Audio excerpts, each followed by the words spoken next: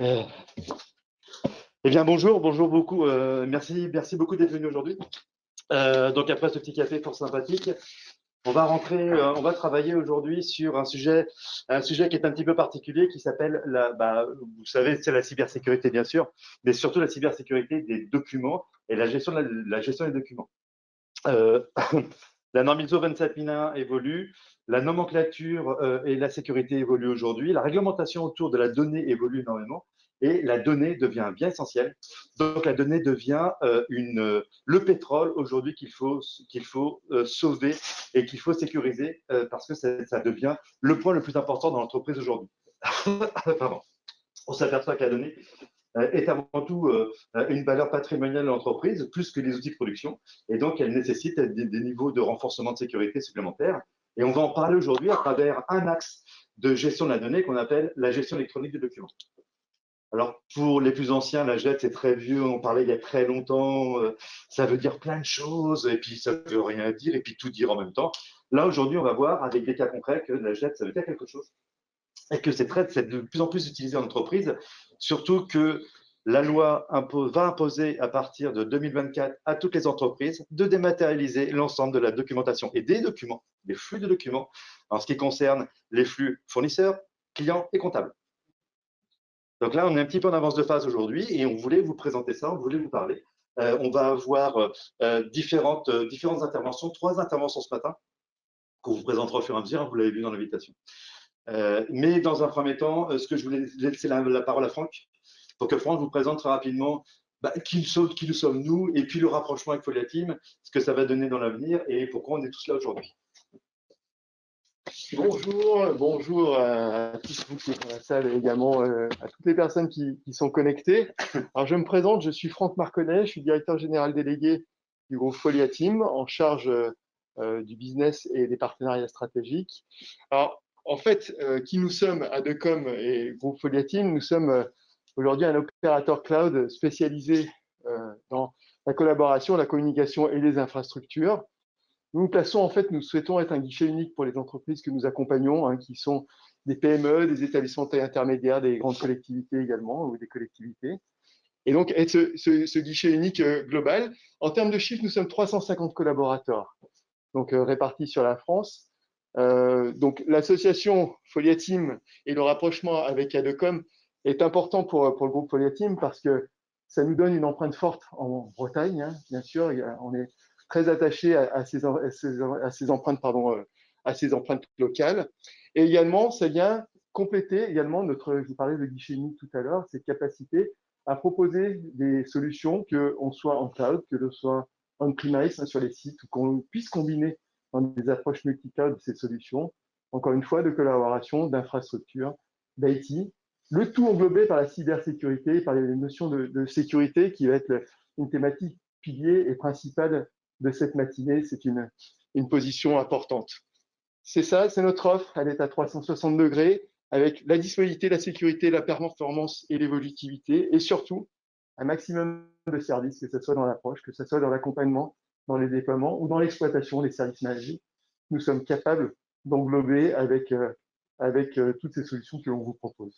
Donc, je ne suis pas un expert de la JET, donc je vais laisser la parole à mes deux compères et surtout aux intervenants de cette matinée. Je vous souhaite une très bonne matinée et à très bientôt.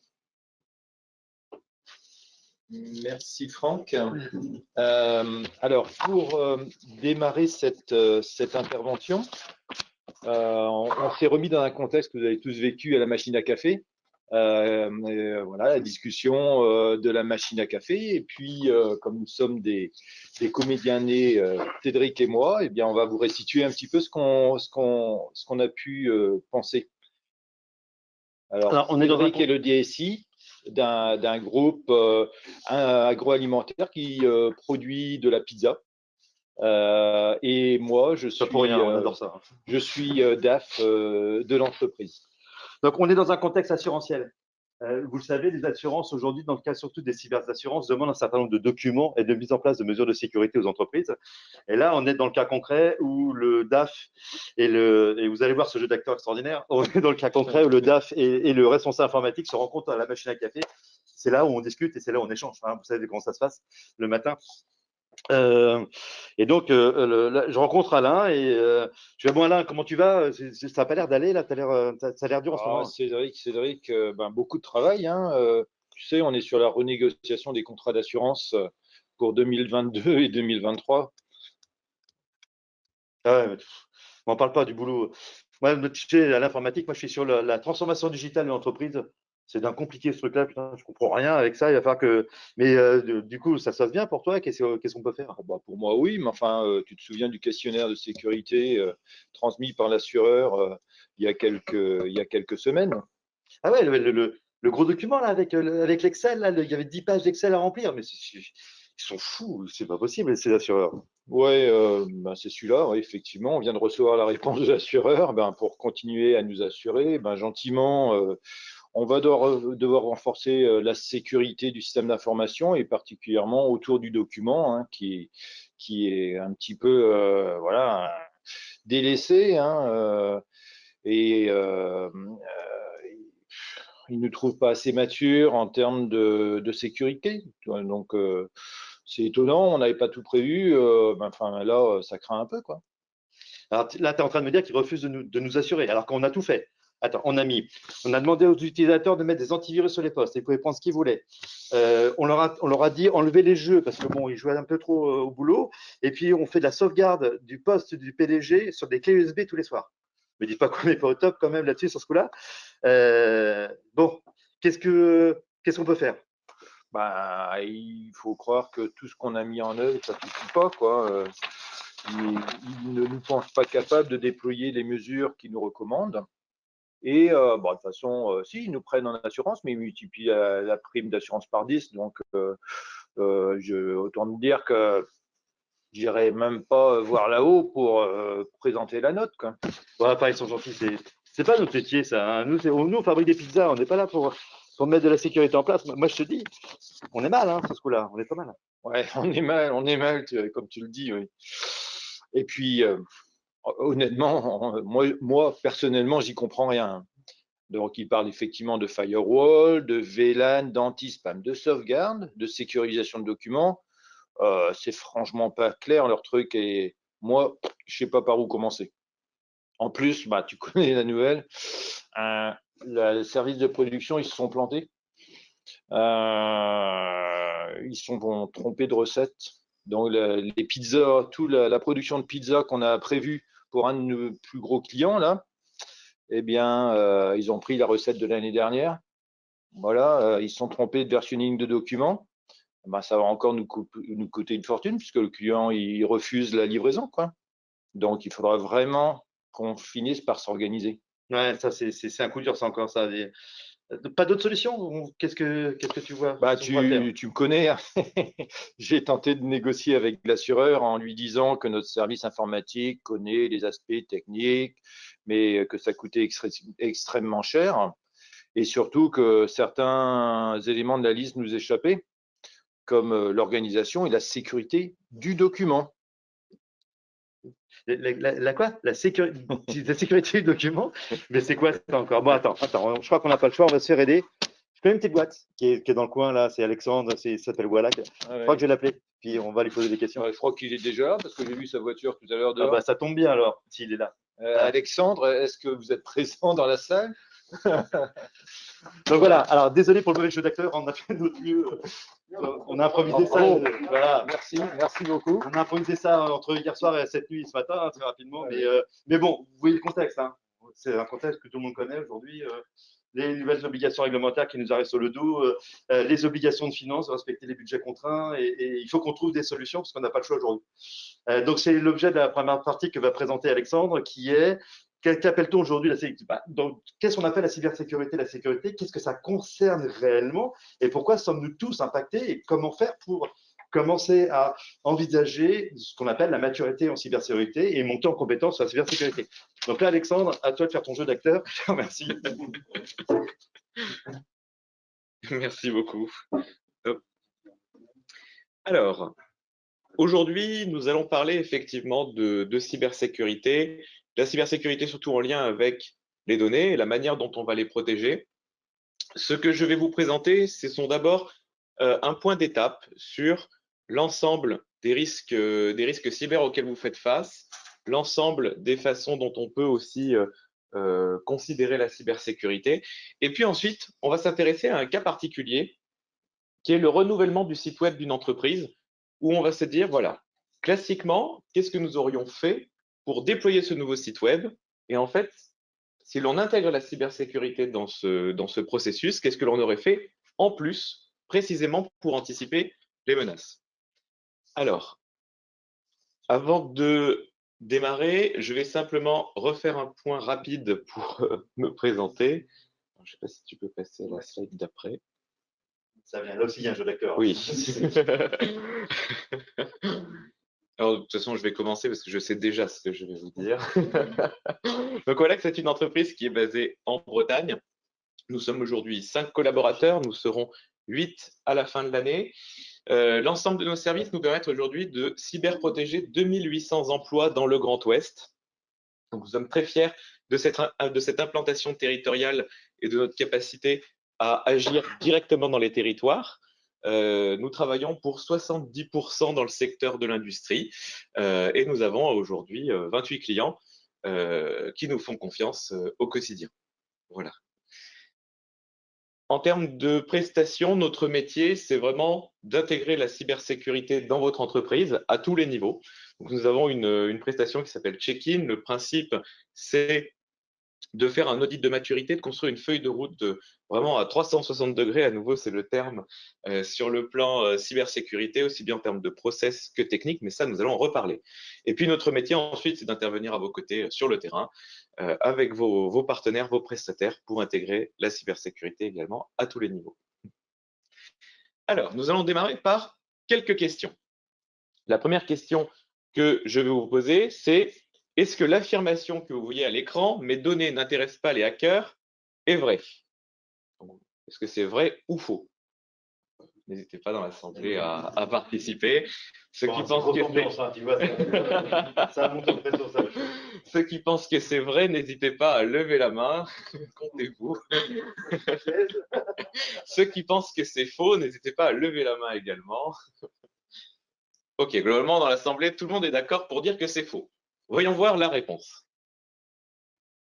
Eh bien, en fait, c'est vrai. Vos données en elles-mêmes n'intéressent pas les hackers.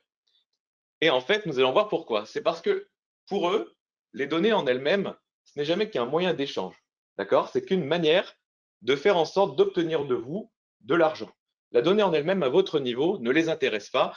On ne parle pas effectivement des enjeux qu'il peut y avoir au niveau d'un État ou au niveau d'une très grosse structure internationale, etc., etc. Sur d'autres structures, finalement, même jusqu'à plusieurs milliers de salariés, le seul objectif de l'attaquant, c'est l'argent. Donc, les données en elles-mêmes ne l'intéressent pas, ce n'est qu'un moyen de pression. En termes de typologie d'attaquants, je voulais revenir du coup sur qui finalement essaie de s'en prendre à vos structures. Et nous avons en fait deux types d'attaquants aujourd'hui qui sont globalement recensés. Ce sont d'abord les attaquants isolés. Alors les attaquants isolés, on s'imagine souvent l'adolescent de 12, 13, 14 ans qui a découvert le miracle de l'informatique dans sa chambre. Ça finalement, en fait, ça reste un gros cliché qui a beaucoup été véhiculé entre les années 2000 et 2010. Aujourd'hui, ce profil, il a totalement évolué et il va être extrêmement flou. C'est-à-dire que vous pouvez avoir, par exemple, des jeunes dans des pays en voie de développement qui ont découvert effectivement le hacking, les cyberattaques, comme une manière de gagner énormément d'argent par rapport au niveau de vie dans leur pays. Mais vous avez aussi, par exemple, en France, en Europe, des auditeurs en cyber qui vont effectivement, le jour, aller tester les défenses de leurs clients, et puis la nuit, pour le challenge technique que ça représente, pour la capacité aussi à se créer une image de marque, prouver leurs compétences, eh bien, ils vont aussi tester les défenses d'autres entreprises qui ne sont pas nécessairement leurs clients, et puis les contacter ensuite en direct en disant « j'ai trouvé ci, j'ai trouvé cela », etc. Demander de l'argent en échange de la solution. C'est une forme effectivement de cyberattaque et c'est une forme d'attaquant isolé. Par rapport à ce genre d'attaquant, un gros avantage pour vous, c'est que finalement, ils ont très peu de moyens. Généralement, les compétences qui vont avec restent aussi très limitées. Le gros risque, finalement, c'est qu'ils ont un temps infini. C'est que souvent, lorsqu'on cherche à concevoir nos défenses, on se dit non mais ça, il va essayer 5 minutes, puis voir que ça marche pas, il va arrêter. Et non, parce que ces gens-là, en fait, ils n'ont entre guillemets que ça à faire. Et plus vous leur résistez, plus ils vont avoir envie de trouver la manière de rentrer chez vous. Donc c'est en cela que ces attaquants-là, ils sont dangereux. Le deuxième type d'attaquants, ce sont les organisations criminelles. Il faut bien comprendre en fait qu'aujourd'hui, toute la partie cyberdélinquance, c'est devenu un véritable business.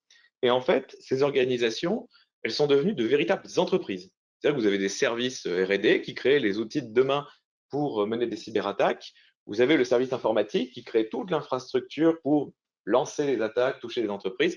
Puis vous avez en quelque sorte le service recouvrement qui va contacter les victimes, qui va leur dire oui, il va falloir payer, on va vous redonner la clé, etc., etc. On va vous sortir de la panade dans laquelle on vous a mis. Vous avez également des services communication qui s'assurent de faire également aussi tout le service après-vente de l'attaque sur Twitter, sur le dark web, sur tout un tas de plateformes dans lesquelles ils vont en faire évidemment la publicité. Ces organisations criminelles, elles ont vraiment pour objectif de gagner de l'argent. Je vous l'ai dit, elles sont organisées comme une entreprise. L'objectif d'une entreprise, sa raison d'être en quelque sorte, c'est quand même de gagner de l'argent. Donc là, c'est la même chose. Leur objectif, c'est de gagner de l'argent, parce qu'ils ont plusieurs centaines de collaborateurs, souvent. Et donc, à un moment donné, il faut arriver à faire vivre tout le monde. Par contre, on peut revenir juste en faire une minute. Merci. Peut-être parce que tu commences à être en retard. Oui, non, mais pas. J'ai l'impression que tu en repousses un petit peu. Là. Donc, effectivement, eux, ils vont chercher à dissimuler leur méthode, parce que si jamais on les découvre, on va pouvoir vraiment les empêcher de revenir. Et en fait, la grosse difficulté avec ces structures, c'est qu'elles ont des infrastructures très conséquentes pour pouvoir vous attaquer. Pas forcément toutes à elles, hein, elles peuvent très bien être sur vos infrastructures et se servir de votre système d'information pour attaquer d'autres entreprises. L'avantage, c'est qu'elles ont un temps contraint, elles ne peuvent pas investir non plus trop de temps sur vous. Voilà. Si on peut passer. Donc par rapport à cela, il y a quand même une grosse évolution que vous devez prendre en compte. C'est que le modèle que je viens de vous présenter, il est mis à mal aujourd'hui par un modèle commercial que l'on appelle le MAS, le Malware as a Service. Le principe, en fait, c'est qu'aujourd'hui, vous pouvez techniquement devenir un attaquant du niveau d'une organisation criminelle de la même façon que vous achèteriez un abonnement chez Netflix. D'accord? Il suffit d'aller sur un site, vous avez des offres, l'offre malware un peu nulle, le malware pas trop mal, et puis le malware extrêmement bien que personne ne connaît. Et donc, on vous met la quantité d'entreprises que vous souhaitez attaquer, le montant, vous rentrez votre carte bleue et paf, vous venez de lancer une cyberattaque de classe, on va dire, internationale. Donc, si vous voulez, en fait, la difficulté, c'est que finalement, pour quelques centaines de dollars, on peut finalement être un crack de la cybercriminalité et lancer des attaques complexes, sachant que les quelques centaines de dollars, vous pouvez finalement les obtenir en achetant une carte bleue volée. La carte bleue volée, c'est 10 dollars. Donc, pour 10 dollars, vous êtes capable de lancer une attaque sophistiquée sur 1000 entreprises. Voilà. Vous pourrez avoir mes slides par la suite, hein, si jamais ça vous intéresse. Autre question, on continue. J'ai un pare-feu et on ne reçoit que très peu de visiteurs dans l'entreprise. Donc en fait, finalement, je suis protégé, ça suffit. Alors, à votre avis, est-ce que cette affirmation est vraie? Personne n'a l'air de penser que cette affirmation est vraie. Est-ce qu'elle est fausse? Plus personne n'ose voter maintenant. Alors, cette fois-ci, il n'y avait pas de piège. Effectivement, l'affirmation est tout ce qu'il y a de plus faux.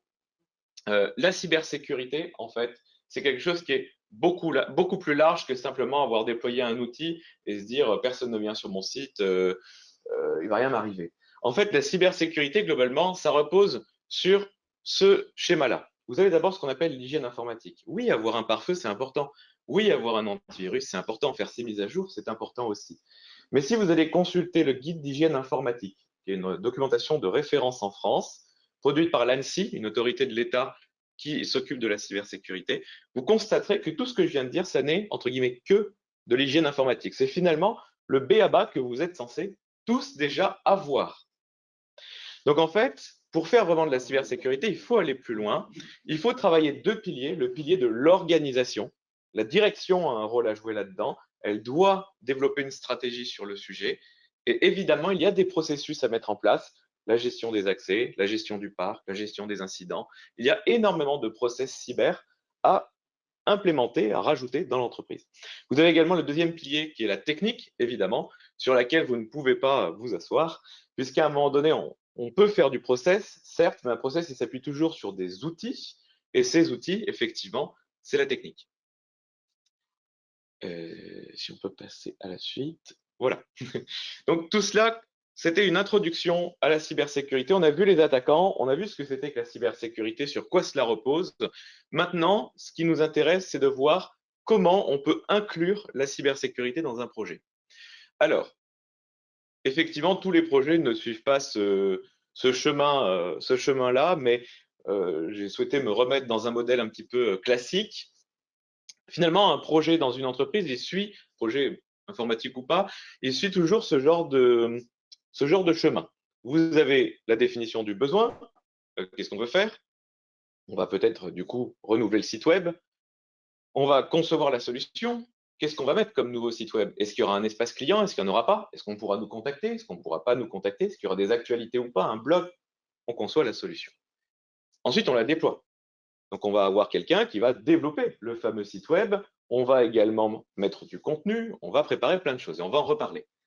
Ensuite, on fait la recette. C'est-à-dire qu'une fois que ce site il est en ligne, on va vérifier que tout marche, qu'il n'y a pas de lien mort. Quand je clique ici, il y a un lien qui s'ouvre. Ça ne me met pas une erreur 404. La page n'existe pas. Le logo il reste bien affiché, etc. Bon. Mais le projet ne s'arrête pas là. Un projet, il continue de vivre une fois qu'on l'a mis en place. Et il continue de vivre d'abord par de la maintenance. Et on reviendra sur le sujet par la suite, je ne m'étendrai pas encore dessus. Et bien sûr, la fin réelle d'un projet, c'est le jour où finalement l'on décide de mettre au rebut ce que l'on a mis en place, donc soit le mettre purement et simplement à la poubelle, soit en fait le renouveler, comme là dans le cas de notre site web où nous avons choisi de renouveler un site web déjà existant. Donc c'est le cas d'usage que je vais vous présenter, le nouveau site web pour l'entreprise. Alors la première étape, c'est définir le besoin, concevoir la solution. Avec un nouveau site web, classiquement dans votre entreprise, avec un prestataire, vous auriez travaillé sur l'hébergement type. Où est-ce qu'on va le mettre, le site web? Est-ce qu'il est chez nous? Est-ce qu'il est chez Adecom? Oui. Évidemment. On va se poser cette question-là de se dire où est-ce que je mets mon site web? Ensuite, on va aussi se poser la question de la technologie. Comment je vais développer ce site? Qu'est-ce que je vais mettre dessus? Et qu'est-ce qu'il va me permettre par la suite? D'accord? Et la troisième question que l'on se pose, c'est évidemment le contenu. Qu'est-ce que je vais mettre dans mon site web à un moment donné? C'est quand même sa raison d'exister, le contenu. Donc ça, c'est ce que l'on fait classiquement quand on va créer un nouveau site web. Et en fait, lorsque l'on veut le faire en prenant en compte la cybersécurité, il y a des étapes en plus qu'il va falloir respecter. D'abord, en termes d'hébergement, il va falloir définir les exigences de sécurité, on les appelle comme ça, qu'il va falloir suivre avec l'hébergement. Donc peut-être par exemple qu'on va se dire, le site doit être en HTTPS. Vous savez, on doit pouvoir chiffrer les flux, protéger la confidentialité des échanges en fait entre ceux qui viennent sur le site et effectivement nous qui recevons les données ou qui au contraire les envoyons. On va pouvoir également peut-être rajouter des règles de sécurité directement sur les différents serveurs, etc., qui vont héberger votre site pour éviter qu'un attaquant vienne en modifier le contenu, par exemple. L'autre question que l'on va se poser, c'est comment vais-je développer mon site web? Puisqu'en fait, lorsque vous allez développer le site, vous allez le faire peut-être d'une manière où ça va être très joli, ça va être très fonctionnel, ça va très bien marcher. Mais par exemple, quand je vais aller dans votre formulaire de contact et puis rentrer quelques caractères spéciaux, quelques termes techniques dont je vais vous passer le détail, eh bien peut-être que d'un seul coup, je vais me retrouver à arriver sur votre interface administrateur. Peut-être que je vais récupérer les données qui se trouvent directement dans le site. Peut-être même que je vais pouvoir me connecter à la place de quelqu'un à partir d'un simple formulaire de contact. D'accord? Donc effectivement, par rapport à cela, il faut définir les règles de développement du site en se disant je ne dois pas avoir des gens qui ont un usage non autorisé de mon site web. On peut passer. Voilà. L'étape suivante, il s'agit de déployer la solution. Donc là, généralement, c'est très simple. Le prestataire développe votre site, il va configurer l'hébergement, il met tout en place, il commence à vous montrer des préversions, ça prend forme, on est extrêmement fiers. Ça, c'est ce que vous faites habituellement. Avec la partie sécurité en plus, eh bien, effectivement, il va falloir vérifier directement dans le code de ce site que ce que fait le prestataire n'est pas contraire aux bonnes pratiques habituelles. Il ne va pas justement rajouter les mêmes vulnérabilités dont je vous parlais précédemment. Et puis, il va proposer aussi, l'ingénieur en cybersécurité, une manière de configurer votre hébergement pour être sûr que demain, ce ne soit pas une porte d'entrée sur le reste de votre système, ou pour être sûr également que votre site ne fasse pas l'objet d'une attaque trop complexe. Voilà, merci. Sur l'étape suivante, eh bien, nous passons à la recette. Donc là, à ce moment-là, on valide le fonctionnement du site. Est-ce que tous les liens fonctionnent bien? On valide le contenu. Est-ce que l'on n'a pas laissé, vous savez, des fois, pour compléter, on met lorem ipsum, etc. Il y a tout un texte latin. Est-ce qu'il n'y a pas encore ce genre de texte perdu quelque part dans notre application? Également, bien sûr, alors je dis bien sûr, ce n'est pas toujours le cas, mais si ce n'est pas le cas, n'hésitez surtout pas à vous rapprocher de votre prestataire. Il vous livre le code qu'il a produit. Vous avez payé pour faire un site web, vous récupérez le code qui est en lien avec ce site web. De sorte à ce que demain, si vous ne travaillez plus avec ce prestataire, vous ne vous retrouviez pas empêché de le faire évoluer ou en tout cas au moins de le sécuriser. La deuxième chose sur laquelle vous allez travailler avec un ingénieur en cybersécurité, c'est évidemment vérifier que le code que l'on vous a livré est complet, parce que vous avez des prestataires peu scrupuleux qui vont retirer une partie estimant que ça, c'est leur technologie, vous n'avez pas à la récupérer, sauf que sans cela, eh bien, demain, le site est en panne, vous ne pouvez pas le remettre en route. L'autre chose sur laquelle le référent cyber va travailler, c'est qu'il va vérifier que tout ce qui avait été défini au début comme règle de sécurité, c'est effectivement en place sur l'infrastructure. C'est ça. Et donc, nous passons à la partie maintenance. Donc là, notre site, il est en ligne, il marche, il a plein de visiteurs. Peut-être même que c'est un site de e-commerce, on vend énormément de choses grâce à lui. Et pourtant, ce n'est pas là que les choses s'arrêtent. Normalement, que ce soit votre prestataire ou votre équipe informatique, vous devriez continuer de mettre à jour le code de votre site. Puisque les techniques évoluent, et forcément, même la manière dont vous avez construit votre site, eh bien, l'on va découvrir des failles de sécurité dans les outils qui ont été utilisés. Donc, il faut mettre à jour ces outils et parfois, cela implique de redévelopper votre site parce qu'il y a des incompatibilités qui se sont créées, si vous voulez. L'autre difficulté, c'est qu'il faut mettre à jour aussi l'hébergement. Vous avez des serveurs qui sont là pour proposer votre site à vos clients. Ces serveurs, du coup, tout le monde leur parle toute la journée. S'ils ne sont pas à jour, eh bien, il y a des vulnérabilités et donc il y a des connexions peut-être non prévues qui vont pouvoir se faire avec votre serveur. Bien sûr, et ça, vous l'avez peut-être déjà tous rencontré au moins une fois, si jamais vous avez mis de l'HTTPS, vous savez peut-être qu'il y a des certificats qui permettent à cette technologie de fonctionner. Et donc, évidemment, pensez à le mettre à jour quand il arrive à expiration, puisque sinon, vos clients vont avoir de gros avertissements sur le site, ça ne marchera plus, il ne se passera plus rien. Et puis, en termes d'image, ça ne fait pas très professionnel. Donc, par rapport à cela, le référent cyber, sur quoi il intervient? Eh bien, il intervient sur les vulnérabilités qui vous affectent. Déjà, il va vérifier par rapport à l'actualité ce qui sort, ce qui au contraire ne sort pas, et il va vous dire, attention, là, ici, il y a une vulnérabilité et vous êtes concerné parce que vous utilisez cette technologie. L'autre sujet sur lequel il travaille, c'est qu'il va assister le prestataire, parce que souvent les prestataires qui développent des sites web sont très mal informés sur les vulnérabilités, sur la manière de les corriger.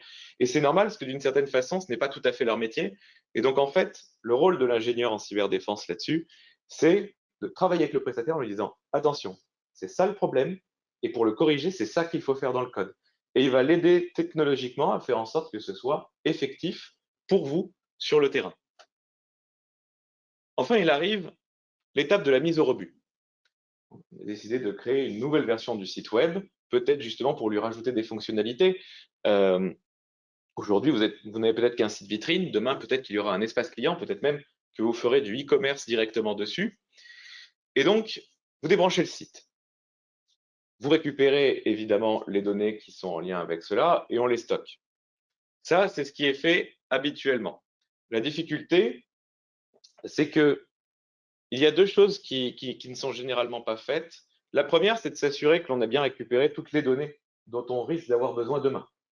D'accord? Si vous faisiez peut-être déjà du e-commerce, peut-être que demain, avec la nouvelle version, la manière de suivre les commandes est faite différemment, les données sont organisées différemment, et donc, on a peut-être besoin de certaines données en particulier plutôt que d'autres. D'accord? Donc, c'est important de savoir qu'est-ce que l'on veut récupérer pour ne pas perdre des années de capitalisation, d'accumulation d'informations sur des clients, sur de la vente ou sur plein d'autres domaines qui permettent à l'entreprise d'avoir sa force.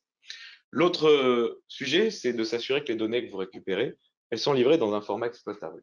Parce que souvent, on récupère ces données-là, on les stocke, on voit qu'a priori, Windows ou un autre système a l'air de reconnaître le format, mais on ne s'assure pas que demain, si l'on développe un nouveau site web ou si l'on veut réutiliser ces données ailleurs, peut-être dans un logiciel commercial, pour pouvoir recontacter d'anciens clients, eh bien, en fait, on se rend compte le jour où on veut le faire que ces données ne sont pas exploitables en l'état et qu'on ne peut pas les intégrer dans le nouvel outil. Voilà, donc pour conclure, le rôle du référent cyber, c'est d'abord de vous permettre de comprendre la cybersécurité. Quand l'assureur vient vous voir avec la liste à l'après-vert de tout ce qu'il faut mettre en place, eh bien, le rôle du référent cyber, c'est de dire, voilà, ce point, ça signifie ça, ce point, ça signifie ça, etc. Que ça peut-être aussi dédramatiser un petit peu, parce que souvent en cyber, on utilise de très gros mots qui sont liés aussi à des normes et puis à des standardisations pardon, de notre secteur, mais en réalité, dans des contextes PME, même ETI, finalement, souvent, il y a grand besoin de dédramatiser le sujet. L'autre chose, c'est qu'il vous permet d'anticiper sur les besoins en cybersécurité, puisqu'en fait, si vous voyez bien ici, dès le début, on a travaillé la cyber sur notre projet, ce qui fait que demain, imaginons que ce site web, vous voulez l'utiliser en relation avec un grand client, avec un grand donneur d'ordre, qui lui va venir avec ses règles. Il va dire, il faut que si, ça, ça, ça, ça. Comme on a déjà anticipé ce besoin dans le projet, eh bien en fait, le jour J, vous n'avez plus qu'à signer le contrat en quelque sorte avec le donneur d'ordre. Le gros sujet, il sera surtout commercial. Mais la cyber ne sera pas un point de blocage de votre négociation commerciale. Voilà. L'autre chose qu'il est important, c'est que le référent cyber, son rôle, c'est d'organiser la cybersécurité. L'organiser sur le plan des process et en particulier de l'invisibiliser pour les collaborateurs. On s'imagine souvent que faire de la cybersécurité, en fait, c'est contraindre tout le monde partout. Voilà. On serre la vis de tous les côtés, on empêche tout partout et personne ne peut plus rien faire dans l'entreprise. Non, ça c'est une très mauvaise vision de la cybersécurité, puisque du coup, vous allez encourager vos collaborateurs à contourner la règle. C'est simple, hein, on met une règle, réflexe, on la contourne. C'est humain. Eh bien non, la bonne façon de faire la cybersécurité, c'est qu'en fait, techniquement, tout est possible. Donc, c'est plutôt vous, comment vous souhaitez faire travailler vos collaborateurs, comment vous souhaitez en termes de philosophie apporter le sujet, et après, un ingénieur en cyber, son rôle, c'est de faire en sorte que techniquement, ça tienne la route. Donc, le rôle du référent cyber, c'est de l'invisibiliser au maximum, que la sécurité soit là, sans qu'elle soit gênante. Et puis, bien sûr, c'est de challenger les prestataires. Vous l'avez vu, il y a toute une galaxie de prestataires qui existent aujourd'hui dans l'IT, dans le numérique. Et en fait, pour la plupart d'entre eux, leur métier, c'est la prod. C'est de faire en sorte que vous ayez des outils, que ça marche et que vous soyez efficace, que le numérique vous permette de gagner de la compétitivité. La difficulté, c'est que la sécurité, c'est un métier qui est réellement à part. C'est un autre métier. Et donc, le but du référent cyber, c'est aussi de challenger tous ces prestataires-là pour, avec eux, faire en sorte que votre production soit optimale, mais qu'en face, la sécurité soit là à toutes les étapes de cette production et de cette transition numérique. Voilà, je vous remercie. J'ai terminé avec ma présentation. Y a-t-il, alors Léandre, c'est toi qui vois ce qui se passe à distance, y a-t-il des questions? Ou c'était super clair et… Bon, en tout cas, vous avez déjà travaillé avec Non, mais oui, non, mais… Il est en terrain conquis, on le sait. Hein. Non, mais bon, vous l'avez vu, hein. Vous l'avez vu, on est dans ce contexte comme le petit jeu d'acteur qu'on avait ce matin, on est dans un contexte assurantiel. On se doit aujourd'hui respecter les nouvelles réglementations. On fait appel à des experts et c'est pas pour rien, c'est parce que il y a des vrais métiers qui sont derrière. Vous avez vu ce qui se passe. Il y a toute une éthique, une politique, il y a une didactique à apporter. Et là, pour le coup, Alexandre est capable d'accompagner justement sur cette didactique et sur cet accompagnement à la cybersécurité. Maintenant, Alexandre, moi j'avais une question par rapport à ce que tu as présenté. on est sur l'exemple du site web. Très bien, voilà. Quand on est dans des flux documentaires, je pense notamment à des sociétés qui vont fabriquer, je ne sais pas, des fenêtres, par exemple, comme ça, au hasard. Mais vraiment au hasard. Il y a entre la commande, entre l'arrivée, le devis, les prestataires externes, là, on a des flux de documents qui peuvent potentiellement aller un peu partout, être mal maîtrisés dans leur flux, dans le workflow ou dans leur gestion. Comment un assistant cyber, comment un référent cyber dans ces cas-là va mettre en place un process pour peut-être contrôler on ne parle pas encore d'outillage, on parle vraiment de process. Est-ce que tu peux peut-être nous expliquer comment tu ferais à ce moment-là Tout à fait. Alors, il n'y a pas de réponse préparée, je vous le dis tout de suite. Il y a Samuel Guilbault aussi qui met juste une petite partie, mais ça me rappelle Log 4J, je sais pas ce que c'est, mais qui a mis la panique chez les DSI. Je sais pas. Ah oui, tout à fait. Forcément. Effectivement. C'est une grosse faille de vulnérabilité qui existait depuis très longtemps et qui a été exploitée. Et on s'est aperçu que beaucoup de programmes dans le monde s'appuyaient sur ce module. Ce petit outil, oui. Et ça a fait tomber pas mal de choses. Donc à peu près 1500 ou 1700 entreprises aux États-Unis qui sont tombées le jour au lendemain. Tout à fait, ouais. J'ai une paille. Donc oui, comment tu… Alors, là aussi, là-dessus, il n'y a pas de réponse universelle, mais je vais quand même prendre des exemples. Il y a beaucoup d'entreprises, justement, dans la démarche commerciale, qui peuvent être sollicitées par SMS, par mail, qui peuvent être sollicitées par téléphone, voire par des plateformes aussi. On va déposer en fait des documents. Et en fait, là-dessus, notre métier, c'est d'abord en fait de créer un process. On travaille avec eux en se disant, parce que souvent il n'a pas été fait, c'est de se dire, finalement, en fait, aujourd'hui, vos clients, ils vous contactent comment ça marche, qu'est-ce qui se passe derrière. On refait un joli schéma en se disant, ça arrive par ici, ça passe là, ça va sur tel serveur, et donc on sait comment déjà les données sont traitées. Normalement, en termes de RGPD, c'est quelque chose qu'on fait, c'est la cartographie des traitements, mais effectivement, on retravaille ce sujet. Et en fait, après, pour nous, référents cyber, tout de suite, il y a des choses qui s'illuminent. C'est-à-dire qu'on voit arriver un client sur une plateforme, il dépose un PDF. Et là, on va dire au client, mais vous en faites quoi quand il vous le dépose? C'est gratuit, il vous le donne et puis derrière, vous l'ouvrez? Non. Effectivement, là, on voit bien qu'à cet endroit-là, il peut y avoir un problème. Il a déposé un document. Avant d'entrer dans l'entreprise, il faut qu'on soit sûr que ce document n'est pas malveillant. D'accord? Parce qu'en face, on ne connaît pas l'interlocuteur. C'est pareil par SMS, c'est pareil par téléphone. Et en fait, on va travailler avec eux. Peut-être que ça va être de la technique. Peut-être que là, il faudra par exemple un antivirus qui va, lorsqu'on dépose le PDF, vérifier que votre PDF il n'est pas malveillant. Mais ça peut parfois aussi être de l'organisation. Je pense à un client où, comment dire, eux, leur métier, c'est d'envoyer des communications de manière très large à très grande échelle. Le problème, c'est que ça peut être de très grosses communications, un grand groupe. Donc là, c'est facile, on connaît bien l'interlocuteur. Et puis, ça peut être une toute petite entreprise qui vous appelle et dans la journée, on lui a fait sa communication. Le problème, c'est que toute petite entreprise, ça peut très bien être un attaquant, en fait. Quand vous recevez les pubs pour le CPF, pour le soi-disant colis, etc., que vous avez oublié à la poste, ça pourrait très bien passer par ce genre d'outil. Et donc, en fait, là, c'est plutôt de l'organisation qui a permis de changer ça. C'est qu'il y a des mécanismes de validation, d'abord du contre-appel, vérifier que l'entreprise existe effectivement. Peut-être que la première campagne de communication, avant, c'était automatique. On lui ouvrait un accès, il le faisait. Mais peut-être que maintenant, les premières campagnes, eh bien, on les retient, on les vérifie à la main. Ou alors peut-être qu'on va faire un contrôle par échantillon sur les campagnes qu'il va faire. Vous voyez, là, en fait, vraiment, c'est du process. Il n'y a pas de technique là derrière, ou quasiment pas, très peu. Et c'est le process qui répond à la problématique de fraude.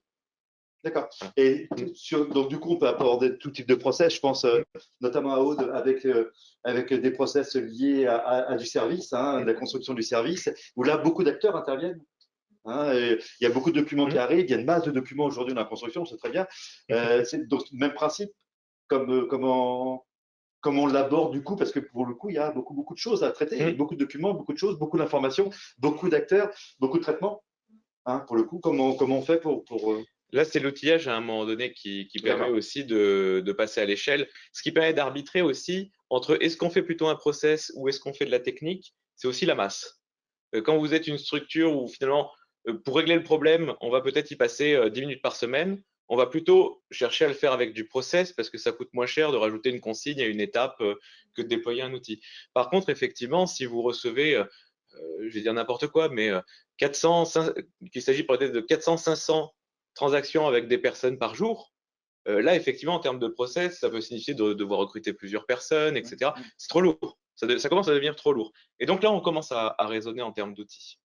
Et là, encore une fois, la réponse n'est pas universelle. En fait, j'ai envie de dire que dans un grand groupe, la réponse serait universelle.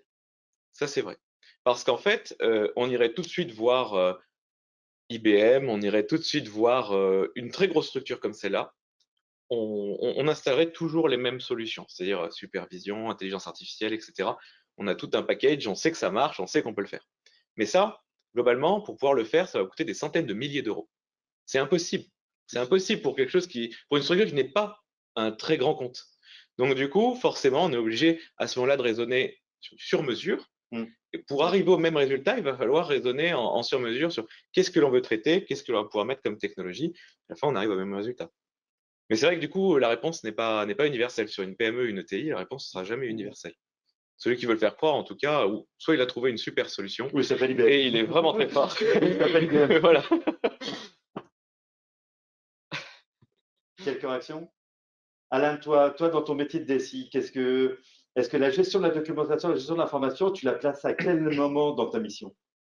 Quand tu arrives sur l'émission, quand tu la places quand? En fait, elle vient souvent à deux niveaux. Elle vient soit parce qu'un projet dans l'entreprise émane et que c'est un nouveau projet.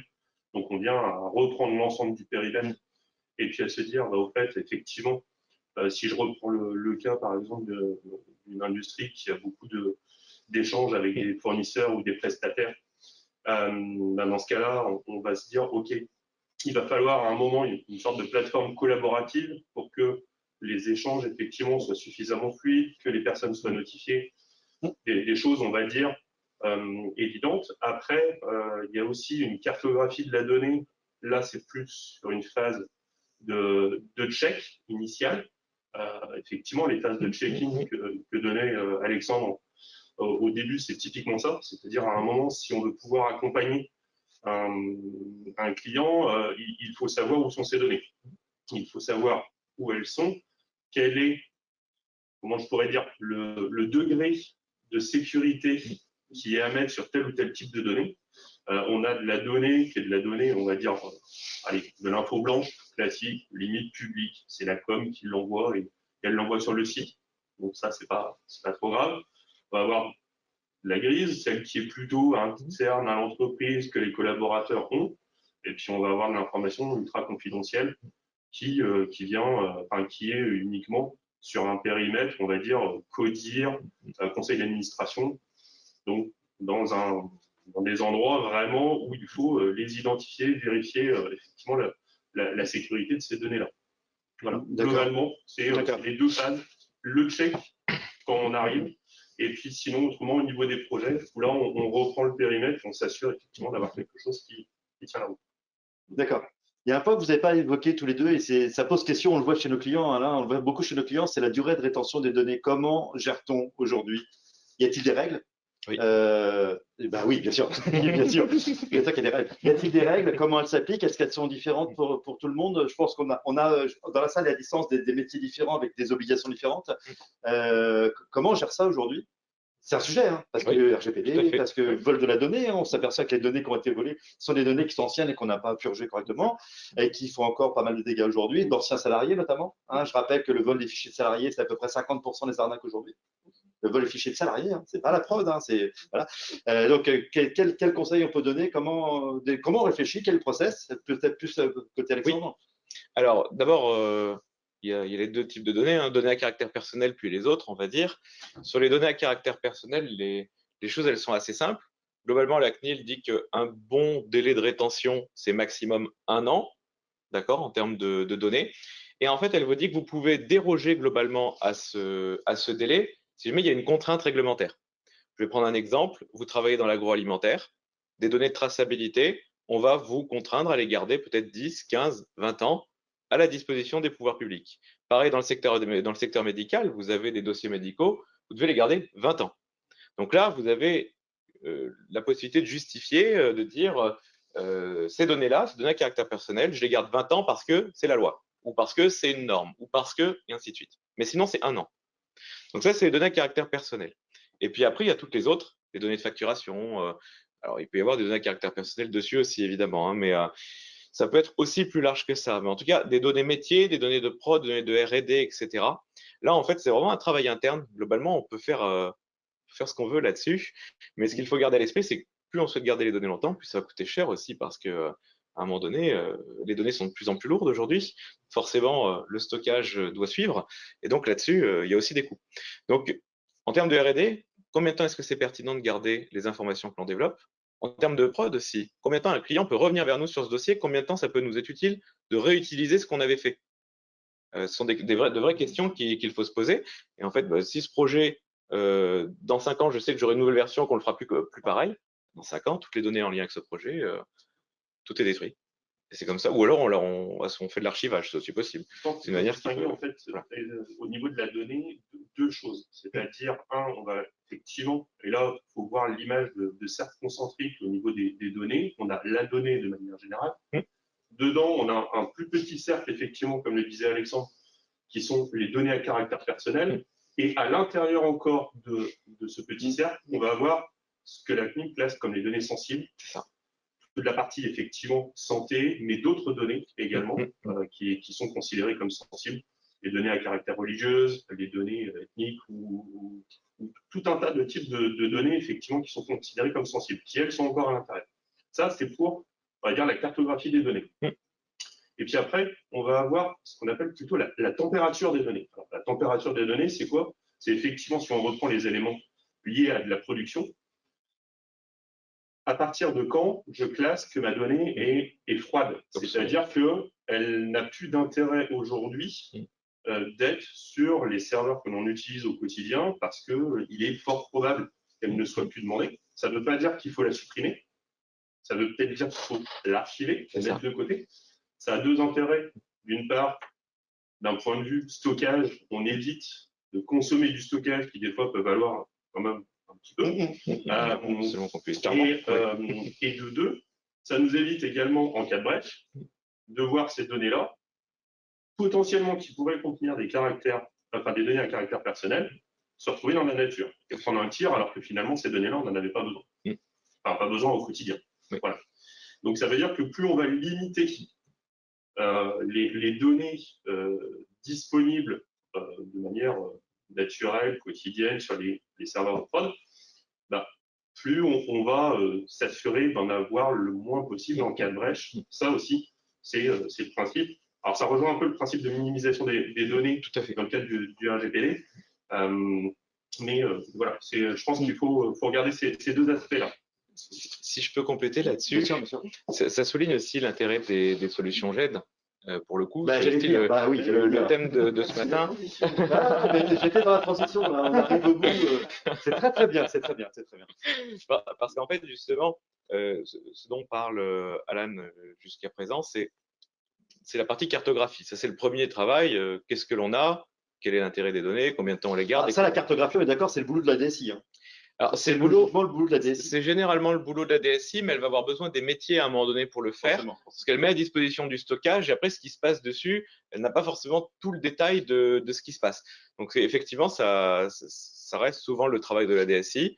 Les experts en sécu travaillent aussi là-dessus, mais il faut savoir que le gros sujet après qui se passe, c'est comment on gère ça. Parce que soit on développe quelque chose soi-même, parce qu'on a un SharePoint, on a quelque chose et toute une solution, toute une infrastructure qui existe, mais ça veut dire que c'est coûteux, que c'est long, qu'il va falloir surveiller que ça marche encore.